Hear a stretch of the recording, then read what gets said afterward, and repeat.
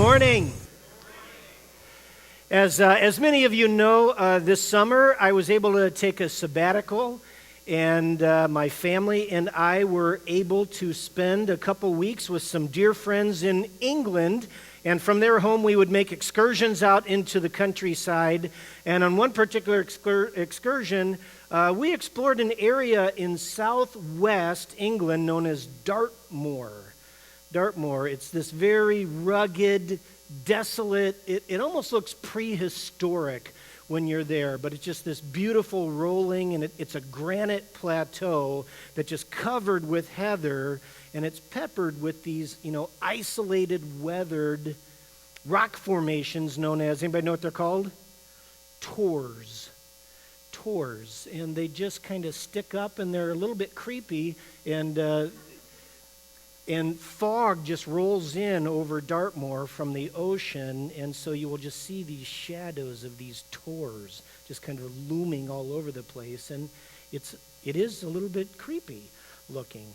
For those of you who have read it, Dartmoor was actually the setting for Sir Arthur Conan Doyle's book, The Adventure of Sherlock Holmes, The Hound of the Baskervilles.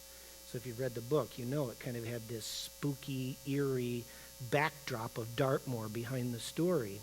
Well, on the next slide, you'll see there were actually sheep everywhere in Dartmoor. We occasionally had to stop our car because there were sheep gates that just ran across the road. And I should explain this road here. This is like a major highway in Dartmoor, a 2-lane highway.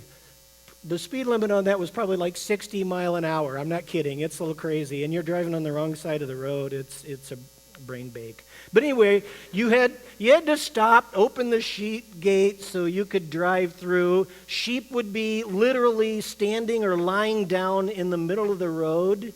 And, if you remember last week we talked about this. Sheep aren't the brightest bulbs in the chandelier of the animal kingdom. Well, so every now and again we'd stop and I'd let Ben and Leanna out so they could chase the sheep. You think I'm kidding, but actually. So here's the point. Here's where I'm going with all this.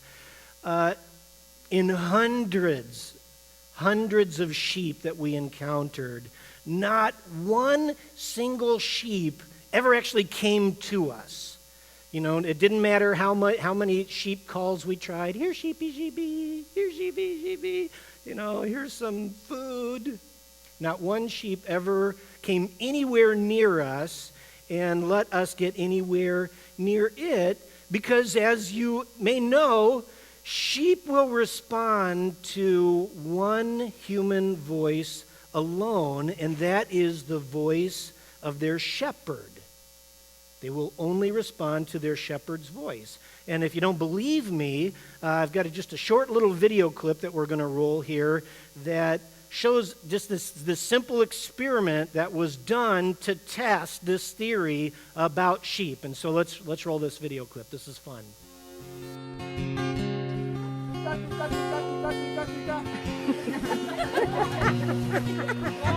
One more time. Oh, one is...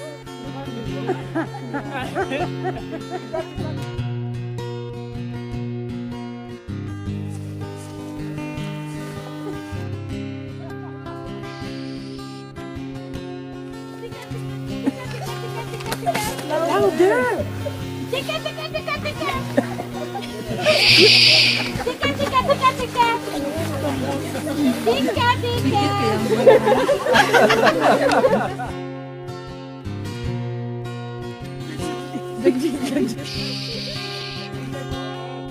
Tika, tika, tika!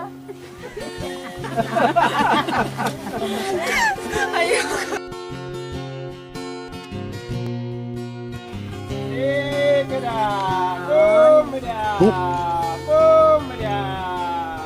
Look at them, look at them.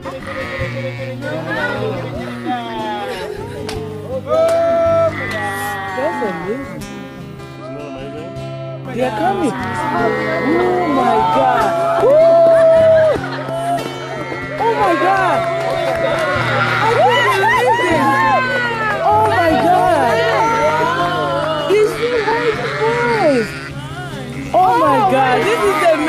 You scared them. Yeah, Eunice made him go away. Oh my God. Was that cool or what?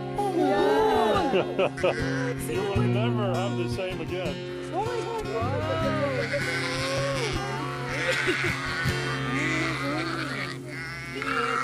I can't believe the video.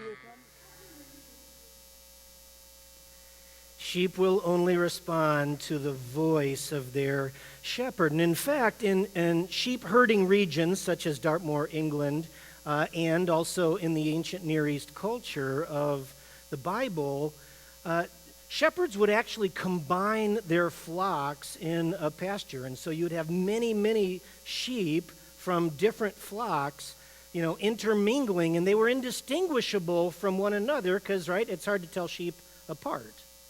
Right? You ever notice that? Which is why I never quite understood what the big deal was about cloning sheep. I mean, don't they look exactly alike already? It's just like, look, I cloned a sheep. How can you tell? Right? Woo! Big deal. Right? But anyway, sheep from different flocks were and are indistinguishably mixed together in a pasture. And so do you want to guess how the shepherds would do the hard and arduous work of separating their flocks? Yeah, they would just simply call them. Shepherds would simply call out for their sheep, and the sheep would all just simply go to their shepherds. Simple. Job done. Sheep sifted. Easy enough, because sheep will respond to one human voice, the voice of their shepherd. And so what we're going to see this morning is that in John 10, Jesus taps into this fact of sheep herding culture that would have been well known in his culture, and he uses this analogy to describe Christians. He uses this analogy to describe the people who are his followers. And so I'm going to pick up in verse 1, and we're going to read a larger context, so bear with me, and then we're going to back up and make a few points here. So John, Gospel of John, chapter 10, verse 1, Jesus says, I tell you the truth. Anyone who sneaks over the wall of a sheepfold, rather than just going through the gate, must surely be a thief and a robber. But the one who enters through the gate is the shepherd of the sheep. The guy who comes in the front door is the shepherd. Anybody else who sneaks in is a thief and robber. And the gatekeeper opens the gate for the shepherd, and the sheep recognize his voice and come to him. And he calls his own sheep by name, and he leads them out. And after he has gathered his own flock, he walks ahead of them, and they follow him because they know his voice. We just saw it in the video. They won't follow a stranger. They will run from him because they don't know his voice. I know that from experience in Dartmoor, England. Those who heard Jesus use this illustration didn't understand what he meant, so he explained it to them. I tell you the truth, I am the gate for the sheep. And so he's inserting himself into this metaphor in several different ways. We're not going to focus in on the gate portion. But I tell you the truth, I am the gate for the sheep, and all who came before me were thieves and robbers, but the true sheep did not listen to them. Yes, I am the gate. And those who come in through me will be saved. They will come and go freely and will find good pastures. The thief's purpose is to steal and kill and destroy, but my purpose is to give them a rich and satisfying life. Jesus' purpose is to give those who follow him a rich and satisfying life. Just keep that in the backdrop of your mind. Then jumping down to verse 27, because Jesus, goes off to talk about a couple different things in between, but he revisits this shepherding analogy in verse 27 when he again says, my sheep listen to my voice. I know them, and they follow me. All right, so I want to back up to verse 1 and make our first point. This is our first point, one voice. One voice. Sheep follow just one voice, and the good shepherd of God's sheep has one voice, and it's Jesus' voice. Backing back up to verse 1. Jesus says, I tell you the truth, anyone who sneaks over the wall of a sheepfold rather than going through the gate must surely be a thief and a robber. But the one who enters through the gate is the shepherd of the sheep. The gatekeeper opens the gate for him, and the sheep recognize his voice, the voice of the shepherd. The sheep recognize his voice, and they come to him. And so in these words, Jesus is again making a very radical and very exclusive claim. And in our journey through the Gospel of John, we've seen Jesus do this again and again, make these radical and exclusive claims. And here in the language of a shepherding analogy, Jesus is saying two things. I am the true shepherd of God's flock. And that's a radical part. And he is in addition saying, and everybody else, absolutely everybody else is a fraud. They're a thief. They're a robber. Any other voice, Jesus is saying, that claims to be calling people and leading people towards God's pastures, towards the things of God, is a liar. Right? That's what Jesus is saying here in this shepherding analogy, and that's the exclusive part. Jesus is making a radical and exclusive claim to be the way to God and the only way to God. Now, just in case you don't, buy that that's what he's saying in this shepherding analogy, what we're going to see when we get to John 14 is Jesus makes explicit in John 14:6 what he is saying implicitly here by way of analogy. And so in John 14:6, Jesus will say these words explicitly, I am the way, the truth, and the life. That's radical. And no one can come to the Father except through me. That's exclusive. Do you hear that? I've said this before, I'll say it again. People often object to Christianity because they say you're so close-minded. The fact of the matter, Jesus was the one who was closed-minded, right? Radical and exclusive. We just follow a very closed-minded person. They got a beef with Jesus. It's not a beef with Christians. All right? No one can come to the Father except through me. Except through me, one voice. Going back to John 10. One voice alone that will lead people to the Heavenly Father. There's only one voice to follow, Jesus' voice. Jesus' voice. Now, I want to camp out here a little bit because this is so important for us today, church. It is so important. Jesus is saying to us, Jesus is saying to the world in which we live, he is saying that contrary to popular cultural theology, all paths do not lead to God the Father. All paths do not lead to heaven. Jesus is saying, I am the way. And any other voice that says, follow me, I can show you another way to do life. I can show you other ways to get to God.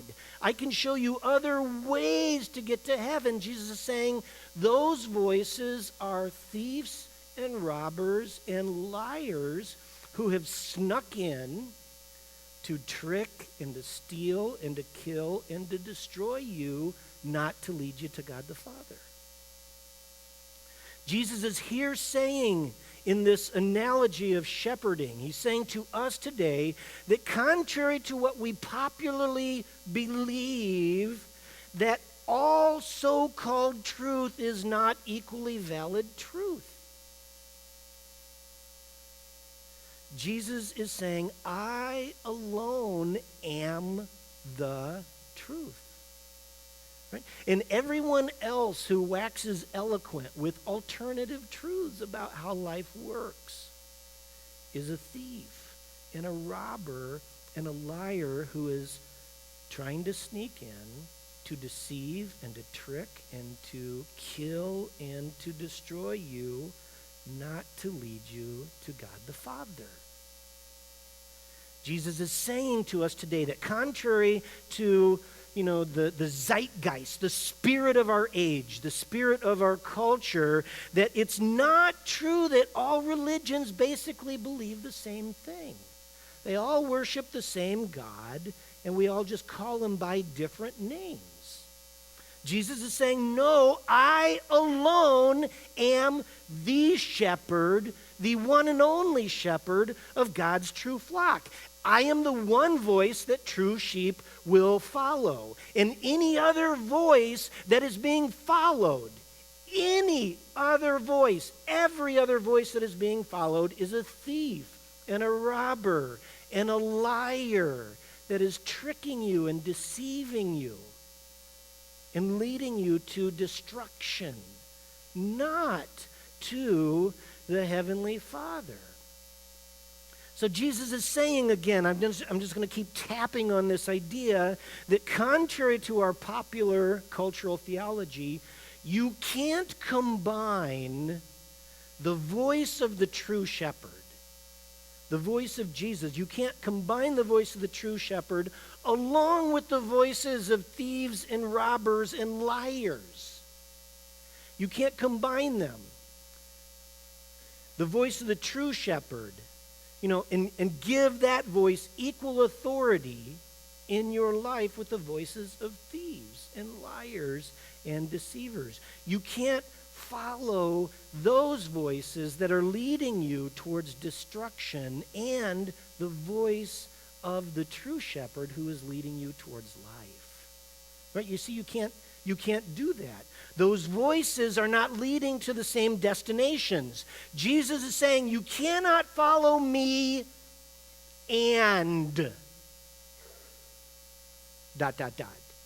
You cannot follow me and so. My voice, the voice of the shepherd, alone leads to the Father, and all other voices are thieves and robbers and deceivers and liars that have snuck in to kill and destroy you, not to lead you to the Father. And this is such an important truth, church, because, in our day and age and in our culture, in our world, we in our politically correct environment, we've just come to embrace this eclectic religiosity. It's kind of a buffet, smorgasbord approach. We just take a little bit of this and a little bit of that. And it's simply a given in our culture. And I fear to some degree it's a given right here within these seats. It's just universally understood viewpoint that any and all voices are equally valid voices to follow. And what's true for you is your truth, and what's true for me is my truth, and everybody's cool with having a little tiny helping of Jesus as part of their golden corral of truth. But if I don't like what Jesus has to say about something, then I ignore Jesus' voice on those issues, and I listen to what other shepherds have to say about how I want to live out that area of my life. I follow Jesus and all these other voices. And Jesus is saying to the church today, he's saying to the United States of America today, the authentic Christian life does not work that way. My followers, my true followers, cannot and do not follow this schizophrenic crowd of shepherd voices, right? Any more than sheep, real sheep, follow many shepherds at one time. They don't, and true sheep of God's flock don't. It's one voice. One voice. It's Jesus' voice. Right? That's our first take home from these opening verses of John 10. Now there's a second take home for us to glean from Jesus' shepherding analogy. And the second take home is for those of you who might have just been listening to this first point, and you're thinking to yourself, okay, got it, Ken. Yeah. All right, I get it. I have acknowledged for a long time Jesus' voice to be the way, the truth, and the life, and the only way to the Father. I got that. I've had that for a long time, not an issue in my life. And so the second point that Jesus makes for us this morning might be for you. Might be for you. And that's this: Jesus' voice is a familiar voice. One voice, and it's a familiar voice to his sheep. Listen to Jesus' words, picking up in verse 3. The sheep, meaning the true sheep of God's flock, recognize the shepherd's voice and come to him. He calls his own sheep by name and he leads them out. And after he's gathered his own flock, he walks ahead of them and they follow him. Why? Because they know his voice. They won't follow a stranger. They will run from him because they don't know his voice. All right? So Jesus' sheep, Jesus' followers recognize Jesus' voice. They know Jesus' voice. And so not only is Jesus' voice one voice, the one voice, the only voice his sheep acknowledge, but Jesus' voice is to his sheep a familiar voice. It's a known voice. It's a recognized voice. So listen to this. It's one thing for us to give intellectual assent to the fact that I believe Jesus' voice is the one voice to follow. That's an easy thing to do. But it's an entirely different thing to recognize the voice of Jesus when it says, "Follow me." Think about this. Imagine the sheep experiment video if, when the shepherd, the true shepherd, had called out to the sheep, was walking there through the pasture, and the whole flock came running to him. Imagine if you had seen in the background one sheep just remain fixed right where it was. It didn't budge, and it was just obliviously chomping away on clover, as all the rest of the sheep were responding to the voice of their shepherd. Right? Can you imagine that? All right. What would you conclude about that sheep? It didn't belong to that shepherd, right? It did not belong. It did not recognize that shepherd's voice as a familiar voice. Now, when you tease that analogy out into the Christian life, that's a sobering thought, isn't it? If we're not responding to Jesus' voice, it could mean one of two things. First of all, if the sheep isn't a sheep of that shepherd's flock, it didn't recognize its voice, the shepherd's voice, because it didn't belong to that shepherd. And by analogy, we need to honestly ask of ourselves, if I don't recognize the voice of Jesus as a familiar voice, could it be that it's because I don't belong to Jesus? All right? That's a sobering question, but it's an important question. We don't want to just gloss over that. We need to ask ourselves, if I am not recognizing and responding to Jesus' voice as a familiar voice, what is that all about? Because we should be concerned. And I just want to say this with as much, compassion as I can as, a pastor. It's a very simple thing to, sit in this room, for instance, and graze on clover. It's simple to do. Any sheep can do it. You understand what I'm saying? It means nothing, though. Being in this room does not mean that you recognize the voice of Jesus as a familiar voice that you follow. as your shepherd. All right?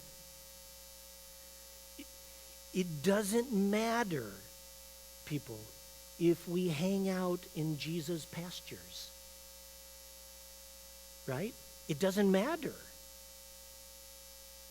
It doesn't matter if you can bleat the same kinds of sounds that other sheep bleat.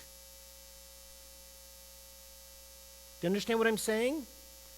It doesn't matter if we can talk Christian talk if we don't recognize and follow Jesus' voice. All right?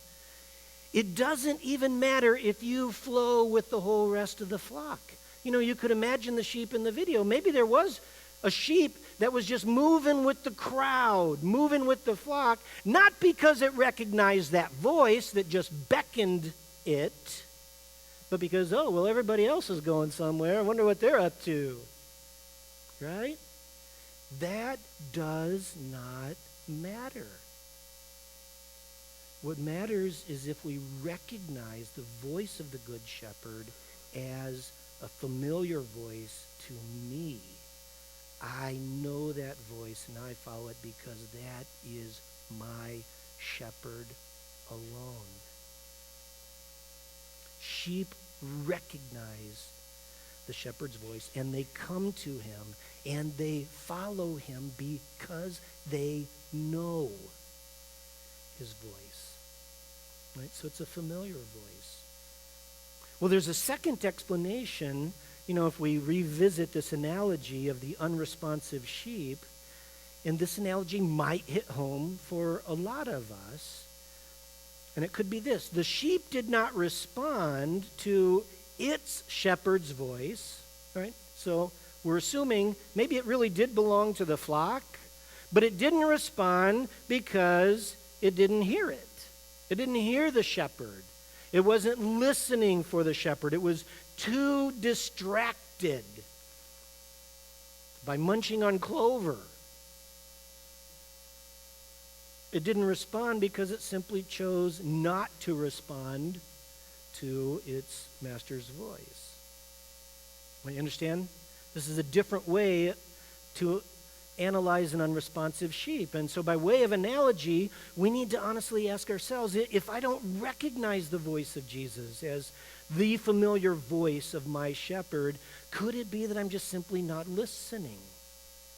You know, could it be that I'm just simply too distracted by clover, whatever that is in our lives, too distracted to follow? You know, I think that if we took a moment to imagine ourselves as a sheep in the video experiment, to imagine me individually as a sheep in that flock, I suspect that many of us might admit that we might not recognize or respond to the voice of Jesus as a familiar voice because the soundtrack of our lives sounds something like this. Let's roll. We should have some sound on this.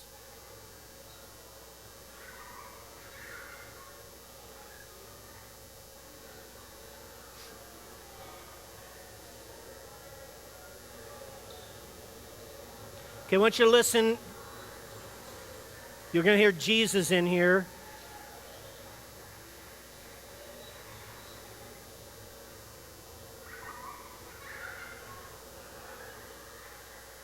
Okay, that's good. All right. Could you hear Jesus' voice in there? Yeah, no. You know, I think that many of us have hearts and heads and lives and lifestyles that are just so cluttered with noise. We've got the volume cranked up on so many things. We've got the volume cranked up on everything. But the voice of Jesus, that we can't even hear his voice, that we don't even recognize his voice, that we don't respond to his voice as a familiar voice when he calls us to follow him.